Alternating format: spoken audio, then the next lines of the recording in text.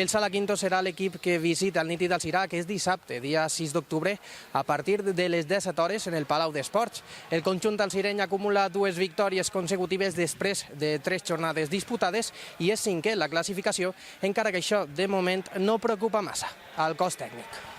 Nosotros estamos centrados única y exclusivamente en el partido de esta semana contra Sala Quinto, porque para nosotros es un partido muy, pero que muy importante. Más que la victoria por acercarnos a la parte alta, creo que es muy importante trabajar con la tranquilidad de ir sumando puntos semana a semana. Es cierto que todavía yo creo que es pronto para saber quién van a ser los rivales por los que cada uno nos vamos a tener que luchar y pelear, pero bueno, yo creo que lo primero y lo principal es mantener la categoría esta temporada y ojalá podamos mirar más arriba, pero ya digo, nosotros estamos centrados en el día a día, en el partido de esta semana y no vamos más allá. El día de Santurce nos sentimos muy arropados por el aliento de la gente y de la afición.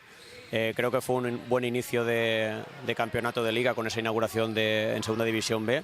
y lo que nos gustaría es que la gente viniera a animarnos, a apoyarnos, a arroparnos, porque los jugadores estoy seguro que se lo van a dejar todo en la pista para que esa unión con la grada se mantenga en el tiempo.